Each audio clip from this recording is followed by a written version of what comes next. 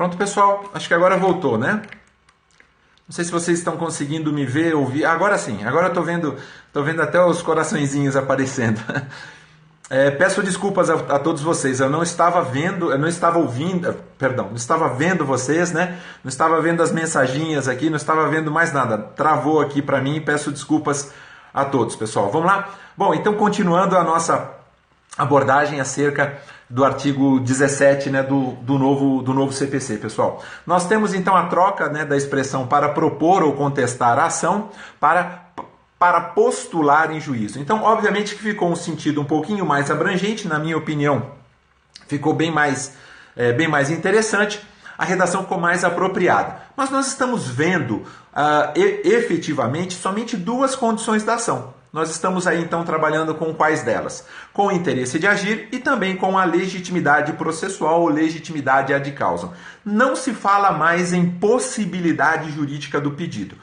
O CPC vigente, o CPC de 73, ele trata da possibilidade jurídica do pedido. Permitam, meus queridos amigos, né, que eu fale um pouquinho somente aí das condições da ação, né, bem rápido para vocês, até porque o artigo está diretamente relacionado e até porque, juntamente com o tema processo, ação e processo são os temas que foram mais estudados, são mais estudados, né, no mundo acadêmico até hoje, todos procurando dar uma teoria ou dar uma natureza jurídica, né, para ambos, mas só para deixar bem claro que a possibilidade jurídica do pedido não é repetida no novo CPC, nós não vamos encontrar possibilidade jurídica ali do pedido. É óbvio que a gente pode dizer que ela agora está relacionada à questão de mérito, tão somente à questão meritória, conforme algumas situações ali do artigo 332, mas no CPC vigente, obviamente o CPC de 73, ela ainda aparece lá no 267, para os amigos que depois quiserem dar uma olhadinha, por gentileza, pessoal, o artigo 267, inciso 6º, ele fala que será extinto o processo, né, sem resolução de mérito, quando não concorrer qualquer das condições da ação. Faço um pequeno parênteses aqui, abro um pequeno parênteses, pessoal. Não se fala também na expressão condições da ação no novo CPC, tá bom? Não se fala mais. Enfim, quando não concorrer qualquer das condições da ação, como a possibilidade jurídica, a legitimidade das partes e o interesse processual. E também nós sabemos que no CPC vigente, a possibilidade jurídica do pedido, né, quando ela não for evidenciada, quando nós estivermos diante de um pedido juridicamente impossível, o legislador vigente, no seu artigo 295, que eu separei aqui para todos vocês, considera, né, como uma situação relacionada à inépcia da inicial. O 295, parágrafo único, diz assim: considera-se inepta a petição inicial quando, inciso 3º, o pedido for juridicamente impossível. Então, essa primeira observação é extremamente importante, porque não se fala mais na categoria condições da ação. Até o professor Fred Didier Júnior deixa isso muito claro. Teve um debate extremamente interessante entre ele e o professor Alexandre Freitas Câmara, né? O professor Alexandre Freitas Câmara entendendo que as condições da ação ainda estão presentes no novo CPC. Alguns falam em requisitos da ação, alguns falam que não é preciso mais estudar as teorias, né, relacionadas às condições, ao direito de ação. Mas, de qualquer forma, pessoal, o mais importante é nós verificarmos que o novo CPC mantém interesse e legitimidade. Inclusive, né, quando ele fala das hipóteses de extinção sem enfrentamento do mérito, se a gente for lá no 485, que é o correspondente, né, ao artigo 267, né, diz assim: o juiz não resolverá o mérito, inciso 6º, quando verificar ausência de legitimidade ou de interesse processual. Realmente ele mantém essas duas condições da ação, mas não fala da possibilidade jurídica do pedido, porque passa ela a ser o quê? Passa ela a ser questão meritória. Se a gente olhar, por exemplo, o artigo 332, outro dispositivo importantíssimo para que meus amigos que estão anotando aí, né, queiram depois dar uma observada. O artigo 332, ele diz o seguinte, que é aquele relacionado à improcedência liminar do pedido, né? Ele diz assim, olha, nas causas que dispensem a fase instrutória, é um dispositivo correspondente ao nosso 285A, né? Nas causas que dispensem a fase instrutória, o juiz, independentemente de citação do réu, julgará liminarmente improcedente o pedido que contrariar, tá, e tem lá quatro incisos. Então a gente pode dizer que quando o pedido não se enquadrar, né, nessas hipóteses relacionadas aqui no artigo 332, ou na verdade, quando ele se enquadrar, né, quando ele contrariar essas hipóteses do artigo 332 do novo CPC, se ele contraria, o pedido seria juridicamente impossível. Então isso significa a questão de mérito, porque o 332 ele é correspondente ao nosso 285A, que nada mais é do que um julgamento de improcedência liminar. De um julgamento de improcedência prima facie. E quando eu falo improcedência, eu estou falando de mérito, obviamente. Então a impossibilidade jurídica do pedido pode estar perfeitamente inserida num desses incisos do artigo 332. Ah, Maurício, então a gente só fala em legitimidade e interesse? Só. E vou além. Perguntaria para os meus queridos amigos, quem é que foi o criador? Qual o doutrinador, meus amigos? Vamos fazer uma interação rapidinho? Qual foi o criador das condições da ação? Quem é que criou a chamada teoria eclética da ação, né? Já que a natureza jurídica da ação é um dos temas mais estudados juntamente com o processo no nosso meio acadêmico. Vou dar uma dica, pessoal. O nome dele começa, o primeiro nome, né? Começa com a letra E. Isso. E o seu sobrenome, a minha querida Elaine Pedroso, aí bastante atenta, já mencionou. E o seu sobrenome é Liebman, né? Nós estamos falando de Enrico Túlio Liebman. Foi ele que, na verdade, pessoal, criou as condições da ação, a chamada teoria eclética da ação. Mas olhem, é uma teoria bastante criticada, viu, pessoal? É claro que o nosso CPC de 73 sofreu uma influência absurda, né, de Liebman. Tem o dedo dele ali em razão de todas as lições que ele deixou quando esteve no Brasil, do seu contato com o professor Cândido Rangel Dinamarco, do seu contato com a querida professora Ada Pellegrini Grinover. O dedo dele está efetivamente presente no nosso CPC de 1973, né? Mas para a gente chegar na teoria para a teoria eclética de Liebman, Liebman era um abstrativista, sem sombra de dúvidas, mas o nome da teoria é teoria eclética. Para a gente chegar lá, nós passamos por algumas teorias. Então eu gostaria rapidamente de perguntar para vocês, pessoal, vocês não se incomodariam se eu falasse rapidinho um pouquinho sobre essas teorias do direito de ação? Eu posso falar rapidamente para vocês, prometo ser o mais objetivo possível, tá? Aquilo que a gente chama de natureza jurídica da ação. Como a gente tem também em relação ao processo. Posso, pessoal? Érica concorda? Tá, Pellegrino também? É rápido, tá bom? Só para a gente relembrar nós relembrarmos um pouquinho, né, dessas teorias que tentaram dar uma natureza para a ação. O desenvolvimento, pessoal, né, do direito processual civil como um todo, ele seguiu de perto, né, a evolução também do conceito do direito de ação. A primeira das teorias, para quem gosta de anotar, a primeira das teorias que surgiu foi a chamada teoria imanentista, ou também chamada de teoria civilista. Aqui, a ação ela era considerada o próprio direito material, pessoal. Então a gente está falando de quem? A gente está lembrando, voltando muito, mas muito atrás, para falar, por exemplo, de Savigny. Quem gosta de estudar direito material e quem gosta de estudar principalmente direito das coisas, né, vai lembrar, obviamente, de quem foi Savigny. Então, quando a gente fala de teoria imanentista, a gente está falando o quê? Que o direito de ação ele seria algo imanente. A gente não fala em dicotomia, em separação, vamos dizer assim, do direito de ação para o direito material. A grande realidade, pessoal, quando a gente fala da teoria imanentista, né, ou civilista, é que o direito de ação é considerado o próprio direito material em movimento. Isso significa o seguinte: o direito de ação ele é imanente ao próprio direito material. Eu só teria condições, na verdade, né, de buscar o Estado a partir do momento em que eu efetivamente tivesse um direito material lesado. Então a gente não tinha separação. Direito de ação e direito material eram situações imanentes. Eu não conseguia separá-los. Eu buscaria somente o meu direito, efetivamente e processualmente falando, se o meu direito material fosse lesado. Ora, é preciso fazer a separação. Exatamente, eles estariam juntos, tá, Pellegrino? Então, eu não consigo ver nem autonomia e, ao mesmo tempo, eu não consigo ver independência. E é óbvio que com a evolução, com o passar do tempo, né, nós sabemos que houve vamos dizer assim, uma evolução mesmo, literalmente, não foi uma involução, mas uma evolução no sentido de dizer, poxa, será que eu só posso buscar o Estado, será que eu só posso acionar o Poder Judiciário a partir do instante em que eu tiver um direito material lesado?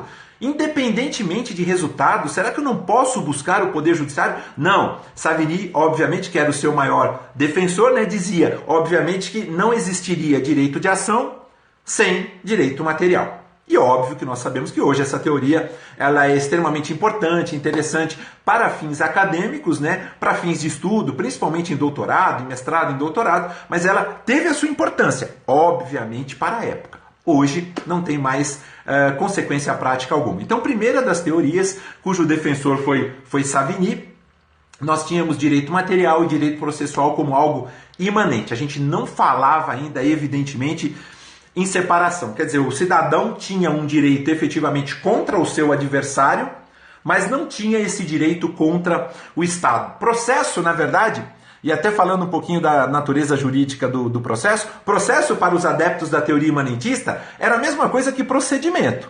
E nós sabemos que processo é uma coisa, procedimento é outra completamente diferente.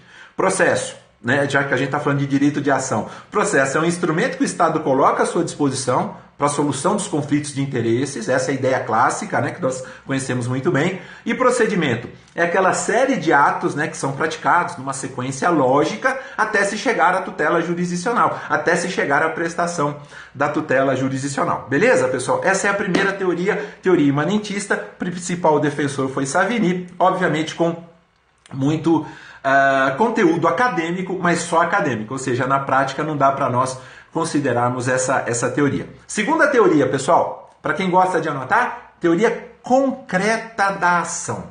Poxa, Maurício, teoria concreta da ação, não foi essa teoria que surgiu na polêmica entre dois juristas romanistas à época, né, que tentavam falar um pouquinho da Axio Romana, né, que é o Windscheid e o Mutter, né, os dois alemães? Foi exatamente isso. A teoria concreta da ação, vejam, obviamente que a próxima teoria é a teoria abstrata. Não tem como falar da concreta sem falar da abstrata em seguida, né? E é dela que a gente vai falar, mas primeiro da concreta, vamos lá. A teoria concreta da ação, pessoal, foi criação de um outro alemão, foi criação de Wack, né, na Alemanha, e para ela, para os seus defensores, na verdade, né, o direito de ação era um direito do indivíduo contra o Estado. Ah, Maurício, quando você está começando a falar, né, de teoria concreta, eu já estou entendendo. Por quê? É um direito de ação contra o Estado e, ao mesmo tempo, é um direito contra o próprio adversário. A parte contrária, ou seja, já há uma separação em dois planos. A gente já tem o direito substancial separado aqui e a gente já tem o direito processual. Já começam a reconhecer uma autonomia, os autores começam a reconhecer uma autonomia entre direito material e direito processual. Por quê? Porque os adeptos da teoria concreta do direito de ação, eles diziam o seguinte, olha, tem direito de ação aquele que tem, obviamente, que busca, né, um resultado com julgamento favorável. Aí você fala, mas por isso que é chamada de concreta, Maurício, isso? Quer dizer, eu já consigo enxergar uma autonomia, mas não a independência. Por quê? Eu só buscaria o judiciário se eu tivesse direito a uma sentença favorável. Eu só buscaria e teria o meu direito de ação exercido plenamente se o resultado me fosse favorável. Ora, eu não posso de forma alguma imaginar que todas as vezes, seria muito bom, né? Que todas as vezes que eu buscasse o judiciário, eu teria certeza que o resultado seria favorável a mim. E nós sabemos que não. O direito de ação não pode ser condicionado a um resultado favorável. Essa era a ideia da teoria concreta da ação, né? Mas já começamos a vislumbrar aí algo extremamente interessante. Já começamos a ver autonomia. Isso é o mais importante, talvez tenha sido, né, o maior ganho, né, que a teoria concreta da ação acabou nos dando, pessoal, né? É muito importante que a gente se localize na história para a gente compreender esse instituto tão importante que é o direito da ação, né? A gente compreender que nem sempre foi assim como a gente vê hoje. Olha, as condições da ação são 3, tá? Embora Liebman, né, na terceira edição do seu manual, já tenha retirado a possibilidade jurídica do pedido. Ele tinha deixado só 2 condições. Ele tinha deixado legitimidade e interesse, né? Mas para a gente chegar a isso, nós precisamos passar pela teoria imanentista, A gente precisa passar pela teoria concreta e vamos passar pela próxima agora ainda, que é a teoria abstrata. Mas em suma, pessoal, o que eu queria dizer para todos vocês, né?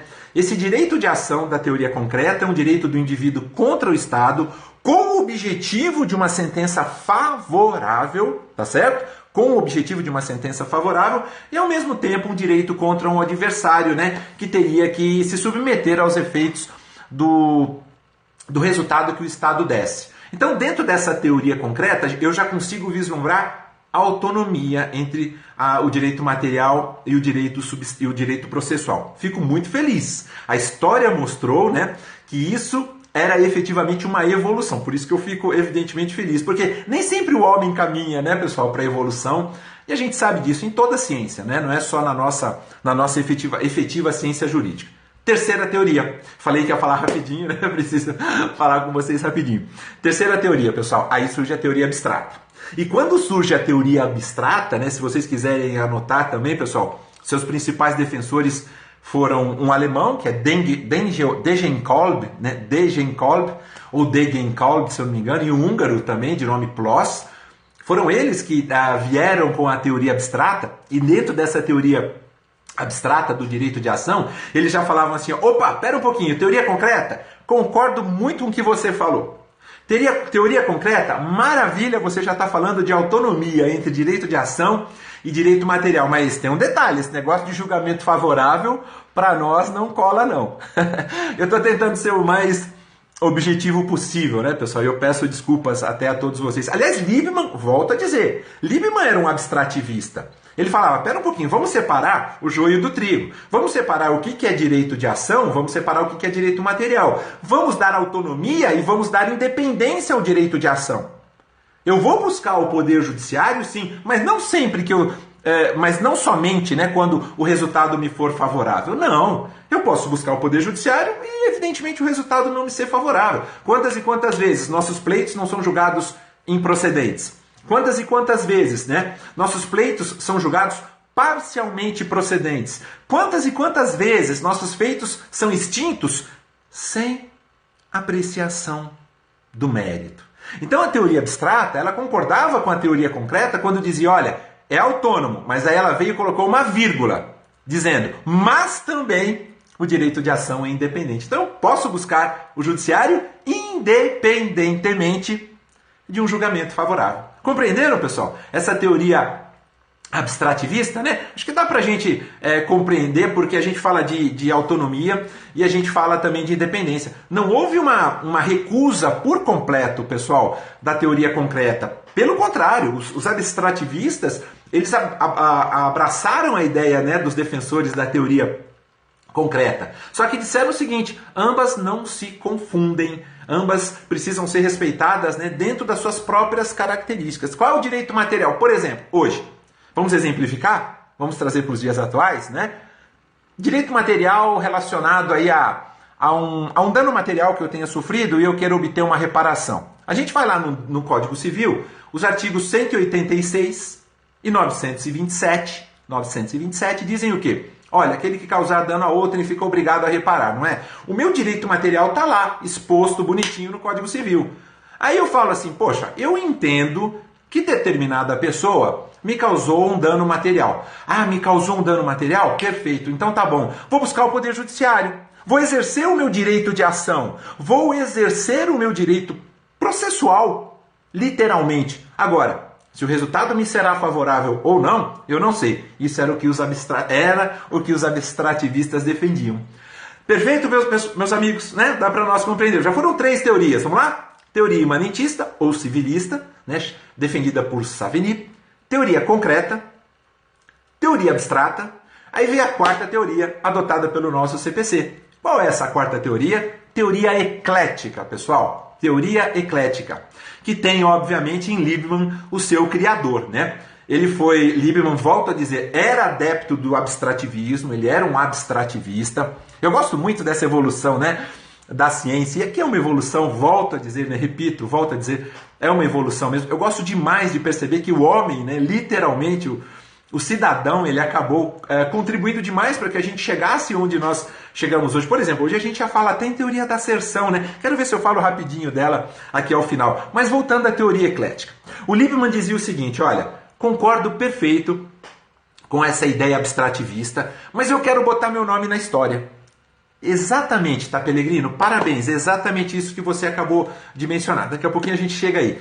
Bom, mas enfim, Liebman dizia assim, olha, reconhecida a independência do direito de ação, reconhecida a autonomia do direito de ação, conforme os abstrativistas mencionam, e eu sou adepto, Liebman dizia assim, eu só quero colocar um parênteses aí, eu só quero colocar uma vírgula.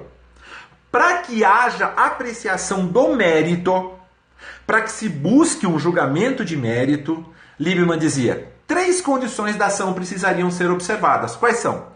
Possibilidade jurídica do pedido, também interesse de agir e legitimidade processual. Liebman dizia isso. Não tem problema, abstrativistas, eu concordo plenamente com vocês. Só que tem um detalhe, pessoal. Para se chegar no julgamento do mérito, para se chegar na apreciação do mérito, Liebman dizia assim, 3 condições precisam ser observadas. Você precisa ser parte legitimada ativa, quem está no polo passivo tem que ser parte legitimada, você precisa demonstrar o seu interesse de agir, ou seja, você precisa demonstrar que a busca pelo poder judiciário se faz necessária e adequada, porque você quer utilizar o poder judiciário como um meio para quê? Para ajustar o bem da vida que foi ferido.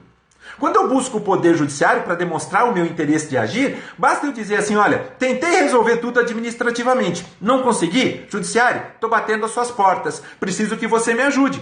Esse é o meu interesse de agir, o meu interesse processual, a necessidade e depois eu me utilizar, obviamente, dos meios adequados para tanto. E Liebman falou, e para ter exame de mérito também ainda tem uma terceira condição, que é que o seu pedido seja juridicamente possível. Embora, volto a dizer, para quem gosta de anotar, por ocasião da 3ª edição do seu manual, Liebman, em razão de uma questão relacionada ao divórcio na Itália, ele já tinha excluído a possibilidade jurídica do pedido. A possibilidade jurídica do pedido estava dentro da condição de ação interesse de agir. Então, só havia 2 condições ali para Liebman, né? Dizem algumas pessoas que viviam mais próximas de Liebman à época, dizem algumas pessoas que Liebman pensava, inclusive, em talvez num futuro não mais se falar em condições da ação. Mas vejam a ideia básica de Liebman. Então, olha, não discordo de forma alguma dos abstrativistas. Sou um abstrativista, só penso o seguinte, olha, para ter análise de mérito, você vai buscar o judiciário, você vai ter que assumir um compromisso, um triplo compromisso. Não é isso? Um triplo. Só busque se você for legitimado e contra quem evidentemente puder figurar e tiver que figurar no polo passivo. Demonstre o seu interesse e apresente um pedido juridicamente possível. Se você fizer isso, beleza, vamos lá, toca o barco, vamos apreciar o mérito. Compreenderam, pessoal? Então era um condicionamento ao julgamento de mérito, não é um condicionamento de acesso ao exercício da jurisdição, tá bom? E aí Liebman obviamente dizia o quê? Olha, se você não apresentar as condições da ação, seu feito será extinto sem apreciação de mérito. Ficou claro, pessoal, essa teoria eclética? Eu queria saber de vocês. Eu às vezes me empolgo, né? Às vezes não.